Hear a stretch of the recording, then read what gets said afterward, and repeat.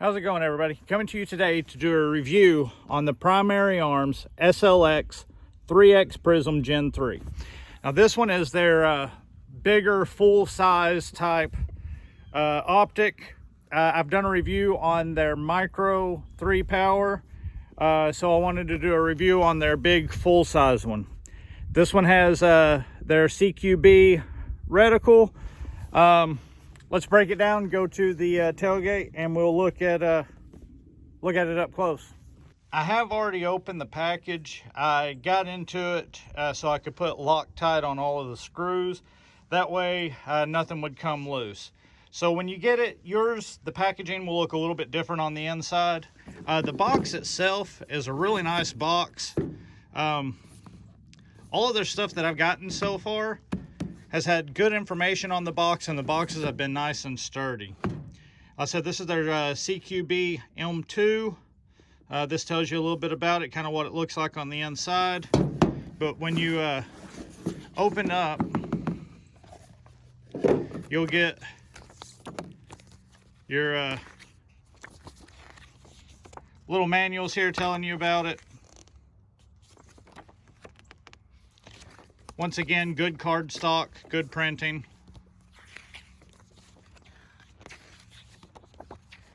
Explaining all the pieces, how to put it together.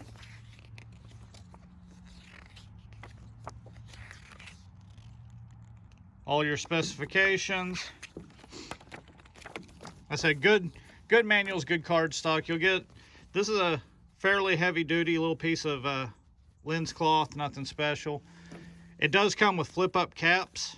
I'm not a flip-up cap kind of guy. You'll get another one of these beefy tools. I showed you the micro prism. Came with one very similar. It's nice and beefy. Comes with a set of short screws and a set of long screws. The long ones are if you want to run this riser. The short ones are if you don't want to run the riser. So I've already got the riser on. I've taken these off and I have put Loctite on them to get them to where they won't move. You can remove this. I haven't yet. I don't know. I probably won't keep it on there, but I don't know. I just haven't messed with it. Get a couple more bags that all the stuff is in. A couple other little tools and your other lens cap. So that's basically everything that's in the box. Now, the optic itself is pretty substantial. It's kind of heavy. I don't know the exact weight, but it's definitely heavier than their micro. And looking at it, the body is very similar to the Monstrum. Both of them have these 4 bolts here that bolt the eyepiece on. The housing is shaped differently on the Monstrum, but they're very similar in appearance. Once again, ACSS 556-308-545 reticle. It does illuminate. Let's see, turn it on. There you go, you can kind of see. I'll get you a shot looking through it here in a second where you can actually see it, but it does light up. That is your reticle there. And that's your close-up look at it. Okay, so that's what your reticle looks like. And there it is lit up. So you can see what it looks like both without the power on and with the power on.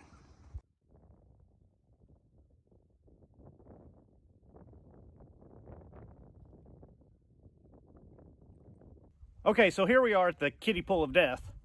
Since this is so similar in appearance to the Monstrum, I thought before I throw this on the rifle and throw the rifle in there and end up having to clean and dry and oil the rifle out, I'll just try this first. Hopefully it'll pass. It is currently turned on. You can see the red there, so we'll throw it in and come back in an hour. It is currently 10:17. We'll see you in an hour.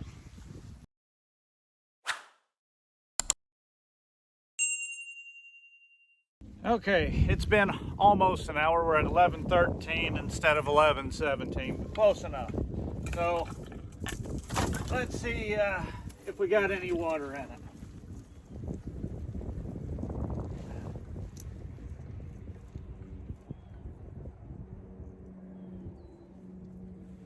Looks good. Double check, get a little bit of this off of the lenses. The electronics are still on.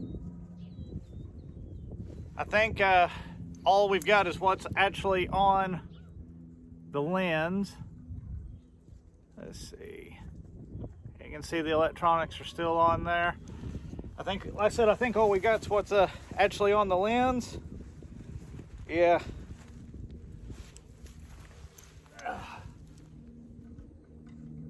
Survived the pull of death. So we'll strap it on the rifle, hit the range.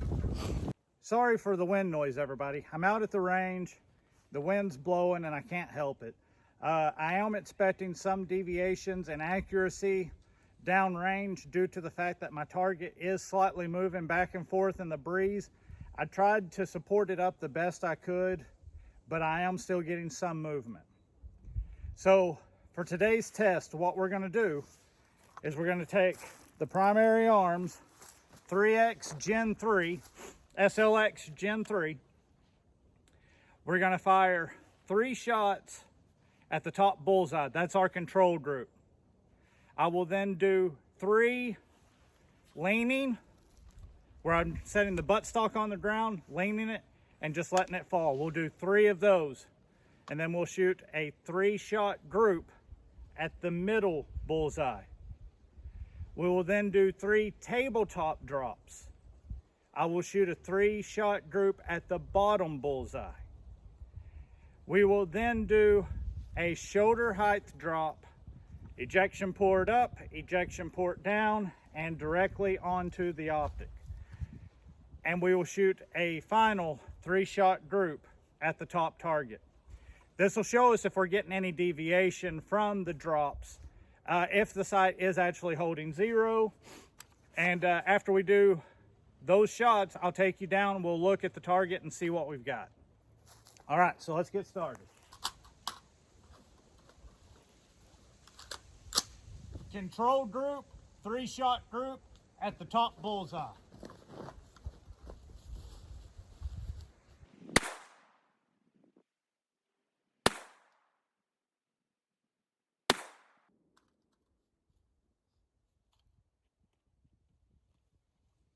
Okay, so that was our 3-shot control group on the top target.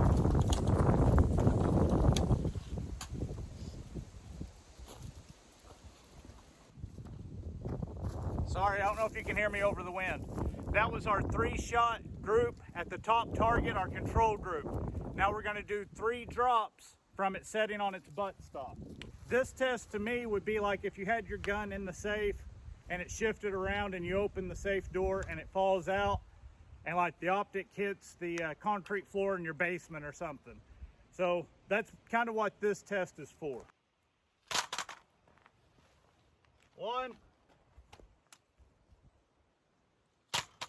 2,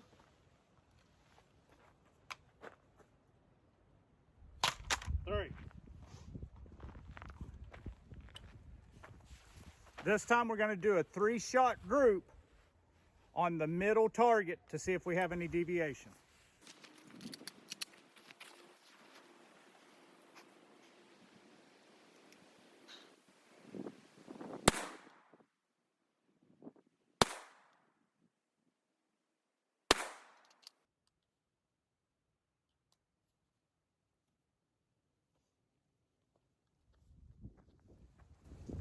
I might have pulled that second one. It felt a little creepy. So it's possibly I pulled one on that shot. Now we're gonna do 3 from what I call the tabletop drop. That would be something like you set it on the tailgate, it gets knocked off. It's sitting at your table at home, it gets knocked off, something like that. So I'm gonna use the tailgate. We're gonna drop 3 times.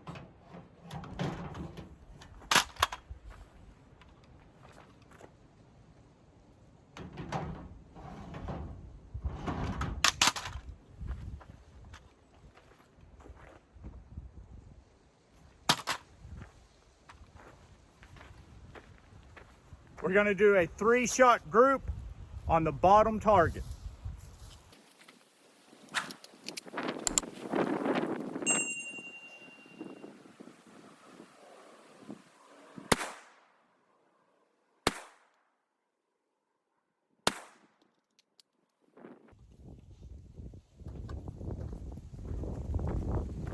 Okay, now we're going to do 3 drops from shoulder height.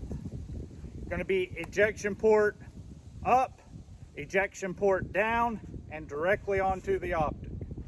So here we go. Ejection port up, back up to where you can see the ground, shoulder height,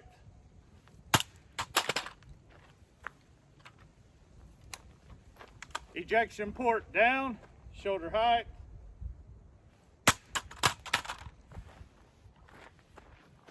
directly upside down on the optic from shoulder height.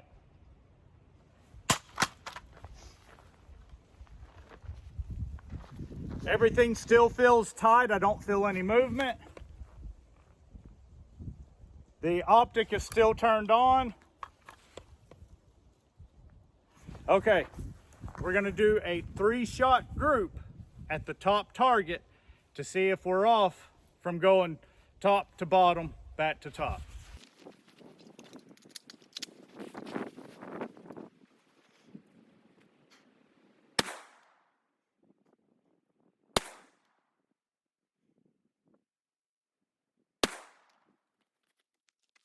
Okay, so let's go down and see what we got. Hopefully it held up. I do expect some deviation, the wind gust and my target moving a little bit back and forth. I've got it blocked up the best I can, but I'm still getting some movement. So let's see what we got. Looks pretty good. Okay, so we did our 3-shot control group, which I don't know which 3 it would be, but we did 3, and then we dropped it and did those 3, and then dropped it and did those 3. We're averaging a little bit to the right, which that's possibly me just shooting today. I don't think the target's moving to the right, but anyway, it's a little off to the right, but we got a final group right there. I guess what we will do is stand by. I'm going to put up a fresh target, and we will take a 3-shot group at a clean target for our control group, and then we will do another 3 drop from shoulder height and see where we're at. So stand by. I'm going to put up a fresh target. Okay, I got 2 mags loaded up, 3 rounds each. What we're going to do is shoot a 3-shot group at the top bullseye for a control group. After that shot, we will drop the rifle 3 times, shoulder height, same as before. Ejection port up, ejection port down on the actual optic. We'll do another 3-shot group at the second bullseye, and let's see what we got.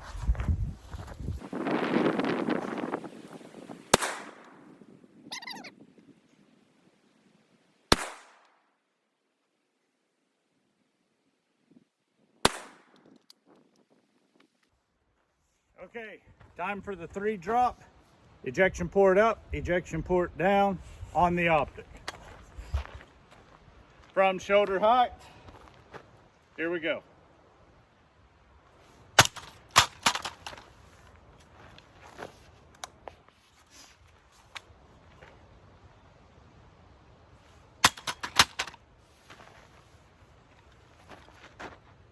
Got hand guards coming apart, there we go.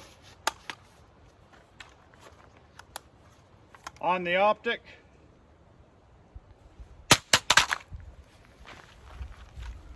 All right, 3 shots. Let's see what she'll do.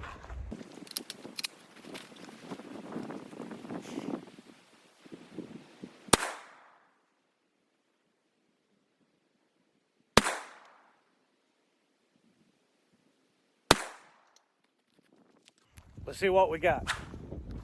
Now, the way the sun's moved, I am losing the very fine tip of that chevron. So I'm giving myself an out on the dead on accuracy because I can't see my exact aiming point. I have the red turned on to help, but I still can't see the exact tip. So my elevation might be up and down a little bit. Let's see what we got. Okay, so we are heading to the right. It possibly could have shifted a little bit to the right. 1, 2, and 3. And then down here, we've got 1 in the X-ring, and that's 2 right beside each other. So I honestly think it's holding. I think that little bit of deviation is probably going to be me. Maybe my zero is off a little bit to the right, but yeah, I've been constantly a hair to the right. I think it passes. I think this is the first one that does pass. Here's what it looks like after the drop test.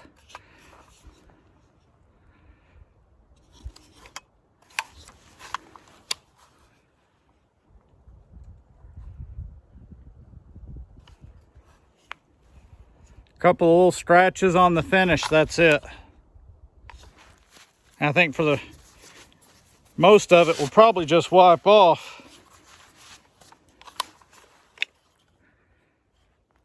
All right, so in closing, the SLX 3X Gen 3 full size, I think it passes. After all those drops and still being able to keep it in that circle, I'm off a little bit to the right, but that could have been my zero.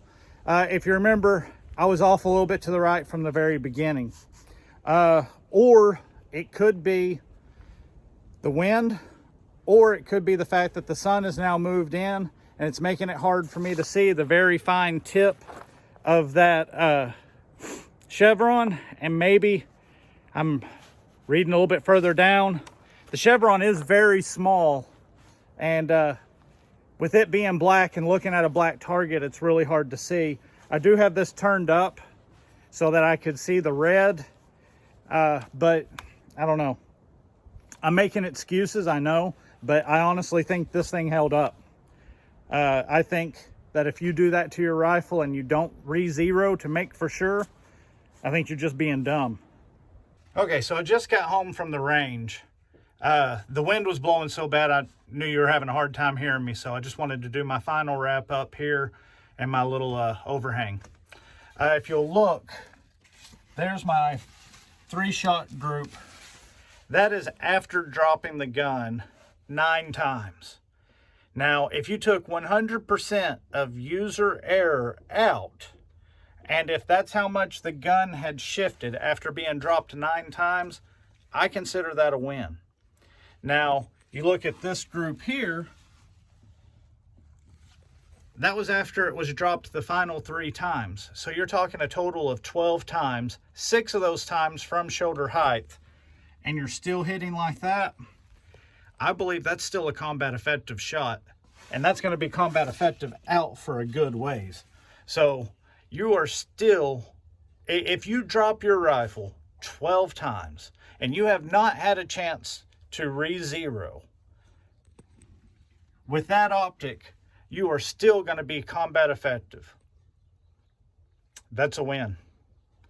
I think Primary Arms, their full size SLX 3X Prism Gen 3, after 12 shots, if you took 100% of user error out and that's all that it shifted, that's a win.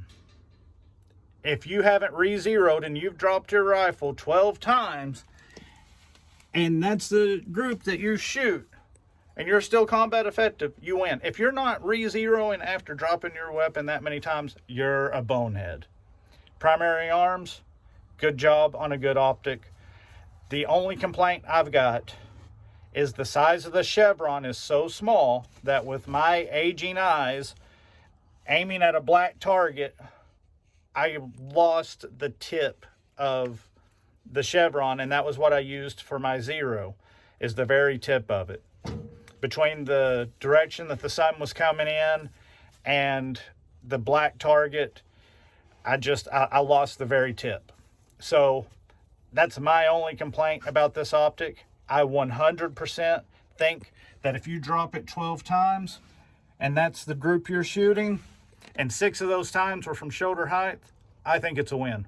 I think you're 100% safe to buy this optic. I don't think it'll hurt you. It's as ACOG-y as you can get without an ACOG. Thank you guys. Love you. Remember, I am on Patreon. It's Arkansas Outdoors channel. It's $3 a month.